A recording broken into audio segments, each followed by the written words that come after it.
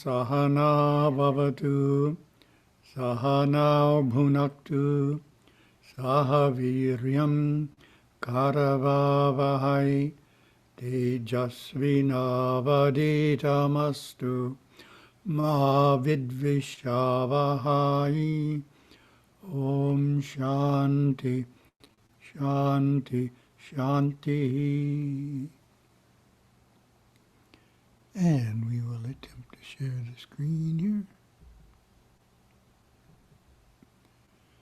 December 31 in Asia, last day of the year. Almost Happy New Year. We're lucky in Hinduism, we have so many New Years. You have your choice. Western New Year, the Tamil New Year, the Ugadi New Year, and Deepavali is a New Year also. So we have 4 New Years that I know of. Choose from. Our first topic. One God, many divinities. Guide to the complexities of deity images in Hindu temples and the nature of our rites of temple consecration. Publisher's Desk from 2017.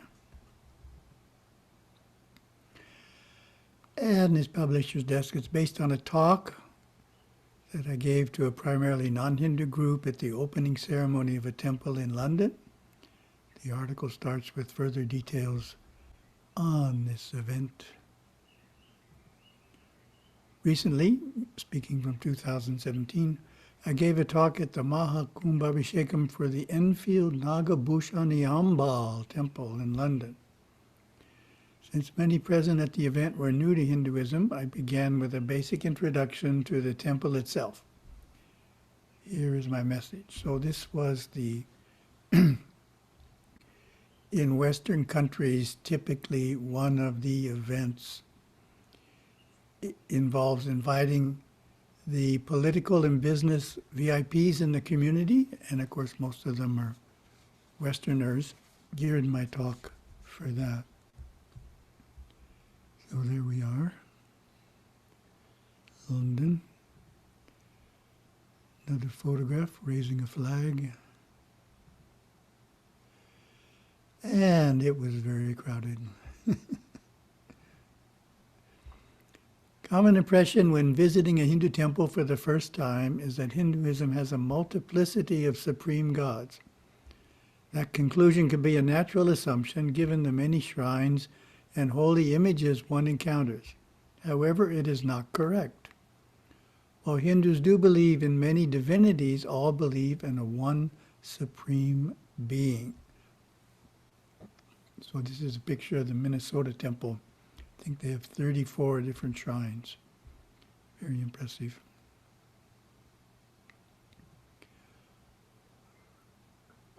What is a good scriptural quote on Hinduism having one God? What's your answer?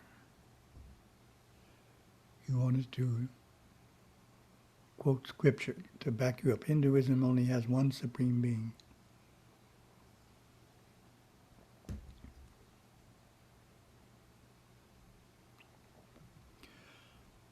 A verse from Hinduism's oldest scripture, the Rig Veda, is often quoted to express this idea. In Sanskrit it states, Ekam Sat Vipra Bahuda Vadanti.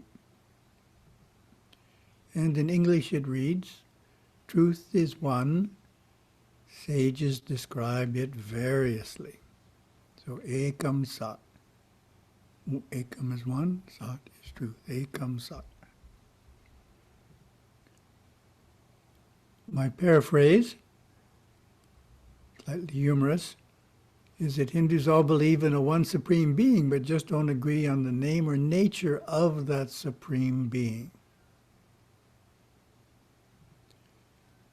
In a Hindu temple, it is not uncommon for the supreme being to have more than one shrine, an extra complication. In each of these shrines, God is depicted in a different way, such as male, female, both male and female, dancing, or teaching.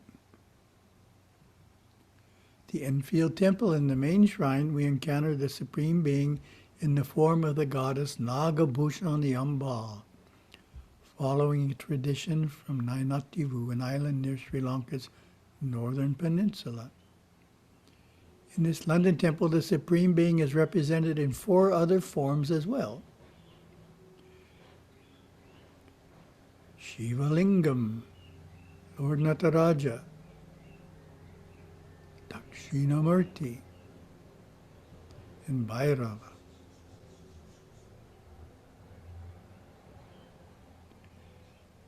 In most Hindu temples, some shrines are dedicated to the Hindu equivalent of an archangel in Abrahamic traditions. The Enfield Temple, for example, has erected shrines to Lords Ganesha, Muruga, and Anjaneyar. The divine beings in these shrines are secondary to the main deity, just as archangels such as Saint Michael, secondary to the Supreme Being in Abrahamic faith. Over 50 churches in the Greater London area are named St. Michael's Church. Who is St. Michael? He is not in fact a saint, but the chief among angels, patron of warriors, mariners, and the suffering. So when I say he is not a saint, it means he didn't live on earth. You get St. Francis, for example. He was a person. But St. Michael is just an angelic being. Description of Archangel Michael sounds similar to that of Murugan and Surapadma. Archangel Michael. Michael is often depicted as a warrior angel, and his name means who is like God. He is considered the protector of the church and the leader of the heavenly army in the fight against evil. Sounds familiar. 3 other archangels, Raphael, Gabriel, and Uriel, are often glorified. London has churches dedicated to both Raphael and Gabriel. So in London, there's churches to 3 archangels, in addition to the Supreme Being.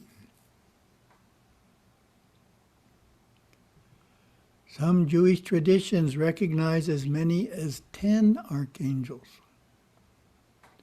Find them listed on the web. These beings, like the Hindu divinities or gods, function as helpers of God, fulfilling specific responsibilities.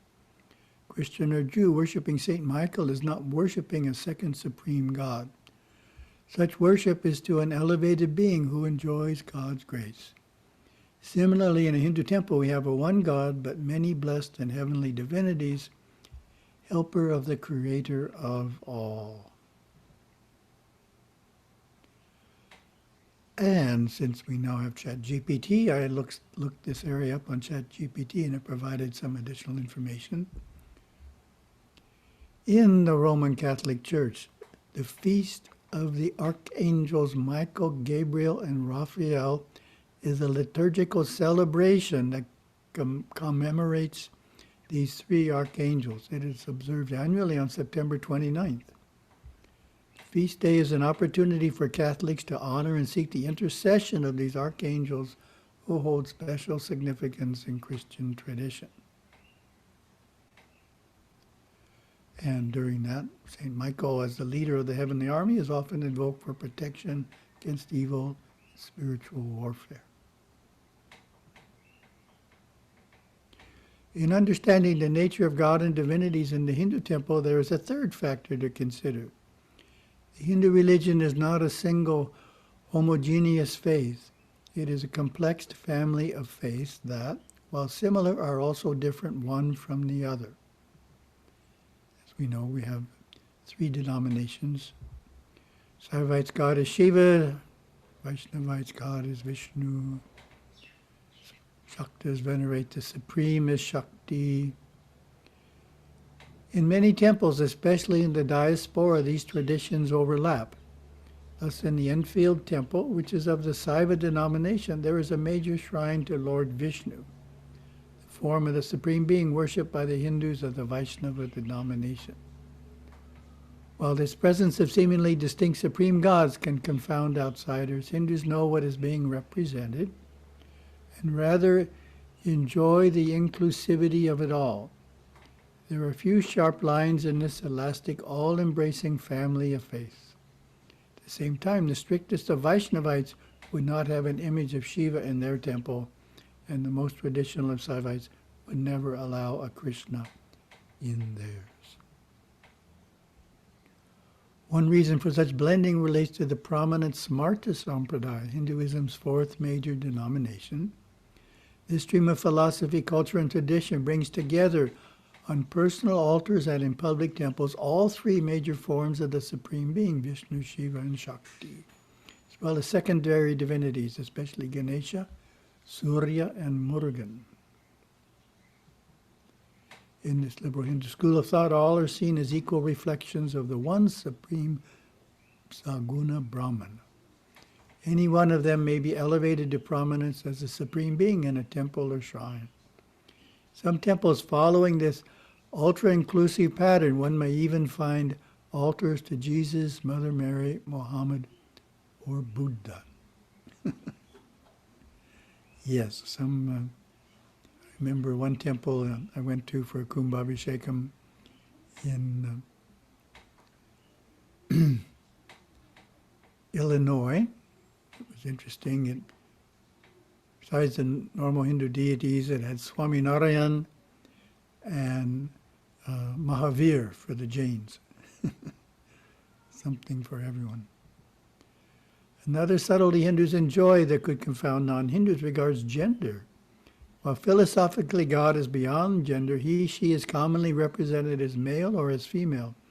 Hence the goddess is revered not only in Shaktism, but in Vaishnavism and in Saivism as well, though by different names and personalities.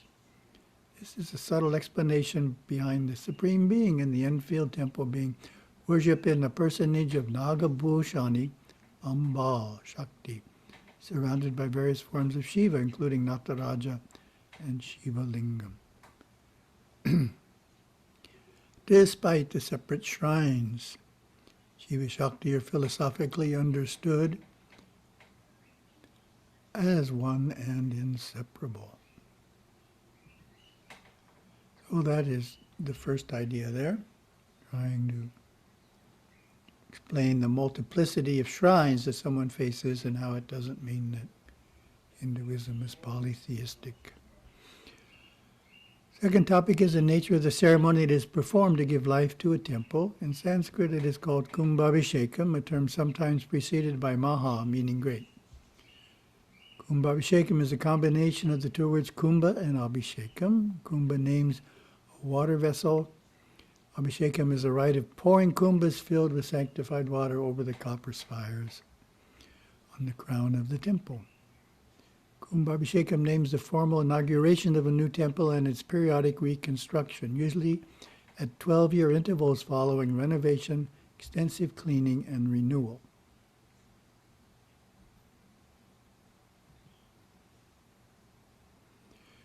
The English term for such a ceremony is consecration, meaning to make sacred. For such a blessing to be holy, God's presence must be invoked.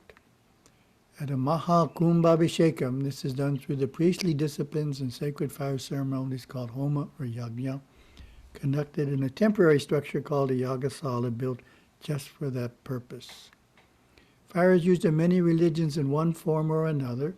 In Hinduism, it is believed that fire can be seen in the heavenly inner worlds. By lighting a fire, intoning sacred chants, and ringing a bell, you are inviting benevolent inner world beings to come and bless all present. So it's like a portable temple. And when a temple is not established, this is the way of communicating with the inner worlds to tell it, we're establishing a temple here. Please come and live here. Like an invitation. So it's the combination. There's a fire. All fires are not sacred, right? A building can burn down. It's intoning sacred chants with the fire and ringing a bell. Bells penetrate deeply into the inner world. So it's that combination of fire, chants, and a bell that gets through to the inner worlds and lets them know something's going on, and in this case, that they're starting a new temple. The blessings build in intensity and accumulate over a number of days in the water pots near each sacred fire.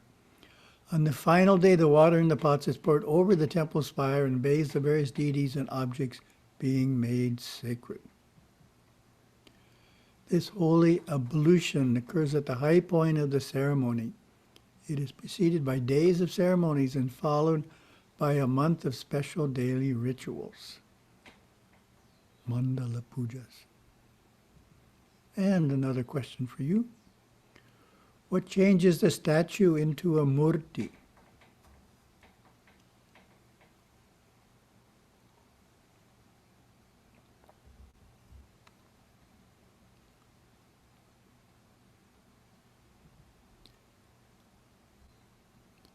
Prana Prathishta is a crucial ceremony in Hindu temple construction and in establishing murtis for personal or public worship.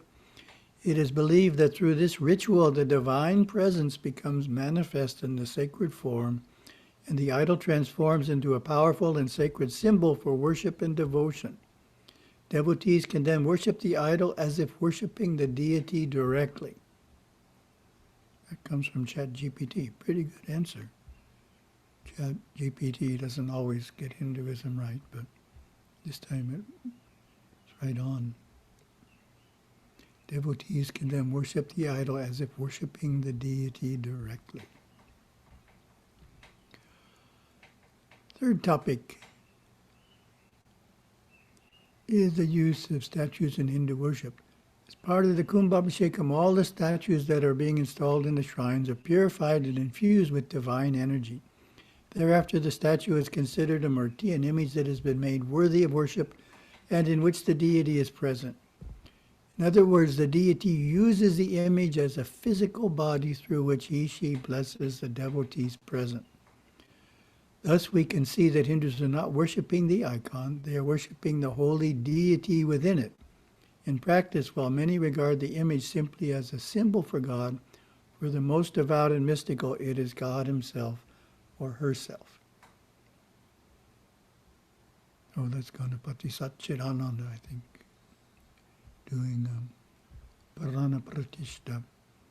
So this is the agamic understanding. We don't want to say people who think of the murti in the temple as a symbol for God, we don't want to say they're wrong, because it is a symbol to them. But in agamic worship, during the puja, the deity comes. And then the deity, at the end, you say, Visarjana, please leave. So the deity wasn't there at the beginning. The deity comes because it is invited, avahana, invited into the murti, given certain offerings, prana, blesses everyone, and then is asked to leave. So the deity is there. So Hindus are not worshipping the icon or the statue, they're worshipping the deity who indwells the murti during the puja. Okay, second topic. Questions to satsang@hindu.org. Interesting question. Are we changing the color of our aura when we do Dif-E? So Dif-E is the theistic perspective in Shumif, Mulif, Simnif. It's Dimfi actually. Used to be Difi in the old spelling, but new spelling is it's Dimfi, has an M in there. Theism. Are we changing the color of our aura when we are in the theistic perspective, which means we're relating to a second being who we consider greater than us and who we're learning from or getting blessings from? Human aura, little review, is a luminous, colorful field of subtle energy radiating within and around the human body, extending out from 3 to 7 feet. Colors of the aura change constantly according to the ebb and flow of one's state of consciousness, thoughts, moods, and emotions. Higher benevolent feelings create bright pastels. Base negative feelings are darker in color. Thus auras can be seen and read by clairvoyance. General nature of auras varies according to individual unfoldment. Great mystics have very bright auras, while instinctive persons are shrouded in dull shades. The aura consists of two aspects, the outer aura and the inner aura. And that's the question to you. What is the difference between the outer aura and the inner aura?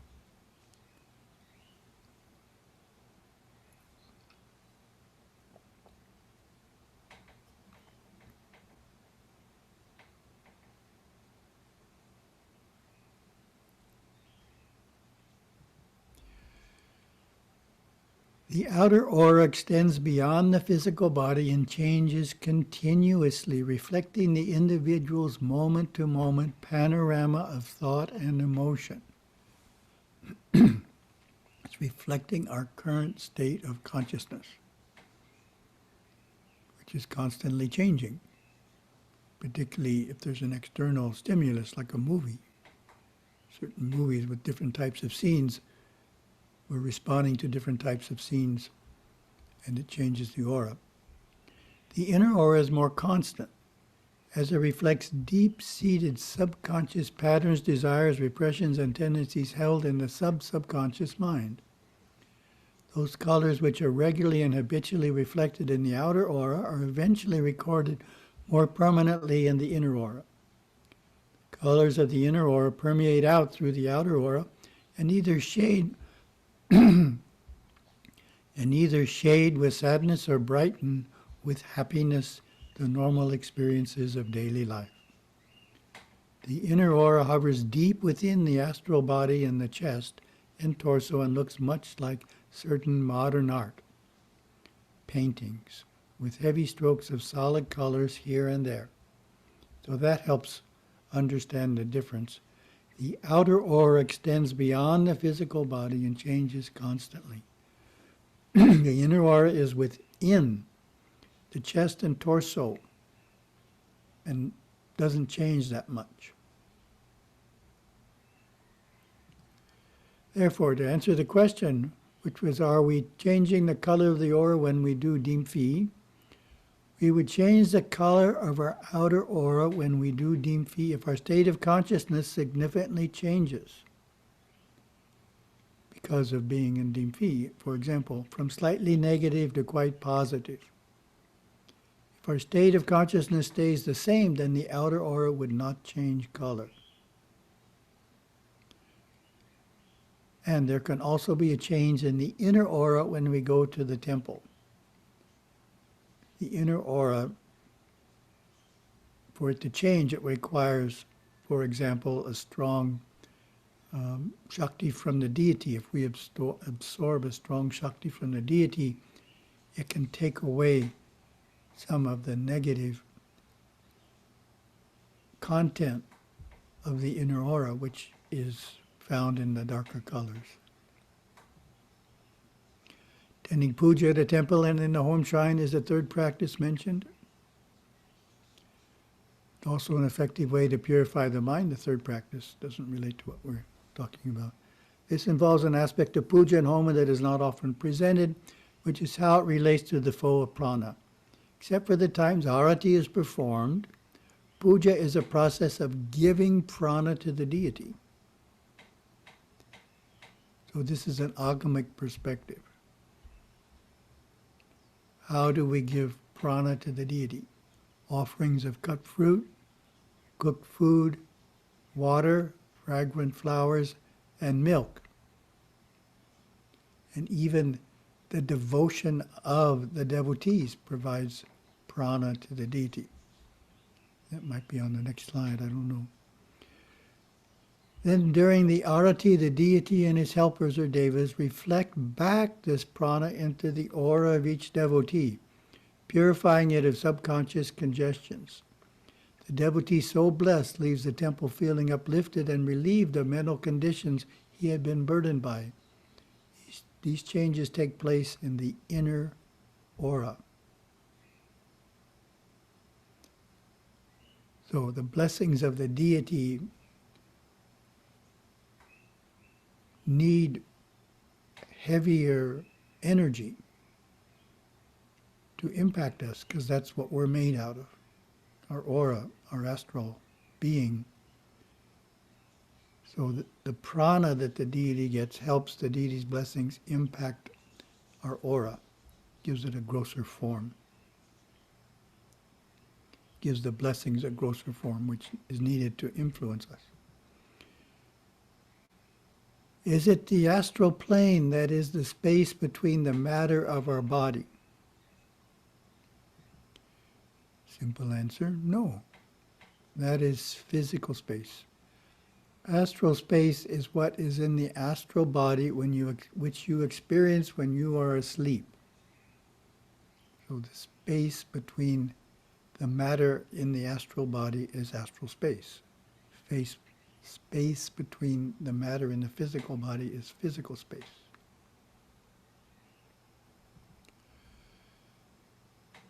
You described the magnet in our chest by which we attract our own karma toward us. Can we control this magnet? Can the intensity of karma or speed change the intensity of karma or speed through outer ways or through meditation? Sometimes it feels like a lot of karma is happening all at once. It would be nice to have ways to smooth and control it. Gurudeva lists one of the benefits of attending a puja at a temple at least once a week is that it helps to control the flow of karma. So it doesn't get so intense, so everything doesn't seem to happen all at once. There's other ways too, but that's a talk in itself. So that's a very simple one. Go to the temple once a week or more often, and that's helping the karma flow better. And our third and last topic, some quotes from Yogaswami's Words of our Master.